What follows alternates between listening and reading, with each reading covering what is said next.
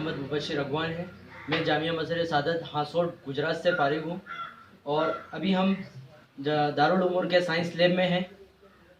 हम यहाँ पर साइंस में बहुत से सब्जेक्ट पढ़ते हैं, बायोलॉजी, केमिस्ट्री और फिज़िक्स वगैरह।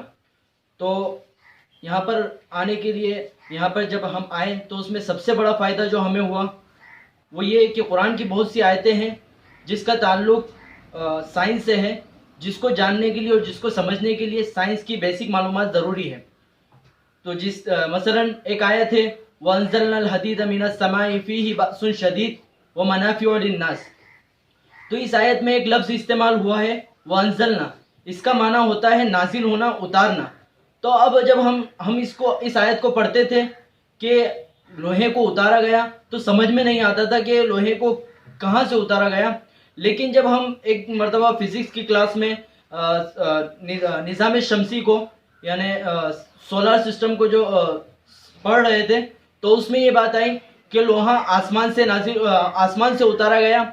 जिस वक्त ज़मीन पर कोई जानदार नहीं थे उस वक्त एस्ट्रॉइड की शक्ल में बहुत बड़ी मिकदार में लोहा ज़मीन पर आया और ज़मीन की गर्दिश की वजह से वो लोहा मुख्तलिफ जगह पर फैल गया और आज भी लोहा मुख्तलिफ मकामात से निकाला जाता है और वहाँ लोहा पाया जाता है।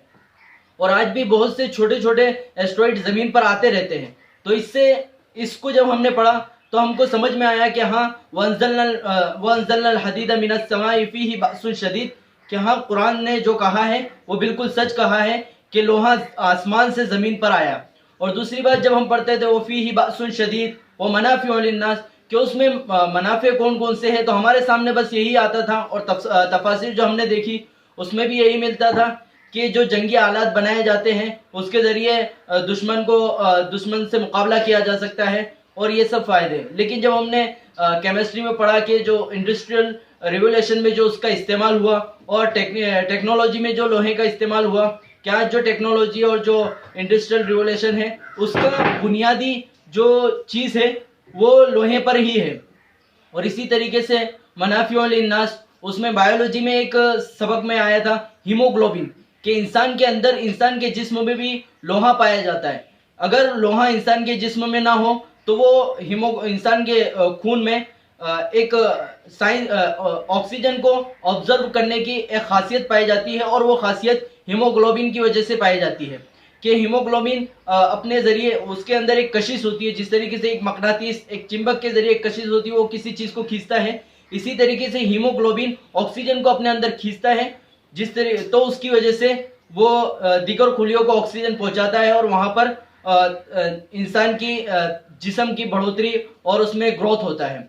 अगर ये हीमोग्लोबिन कम होता गया तो इंसान के जिस्म में ऑक्सीजन कम हो जाएगा और ऑक्सीजन कम बिल्कुल ख़त्म हो गया तो इंसान की मौत हो सकती है।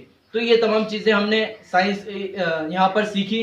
साइंस के मुख्तलिफ सब्जेक्ट में, बायोलॉजी में, केमिस्ट्री में, फ़िज़िक्स में, ये मुख्तलिफ चीज़ें हमें सीखने का मौका मिला और यहाँ बहुत दारुल उमूर में आकर हमें बहुत फ़ायदा हुआ। और यहाँ के साइंस की उलूम को हम इस हद तक के हमने साइंस पढ़ ली है कि हम उसको हाई सेकेंडरी स्कूल में पढ़ा सकते हैं।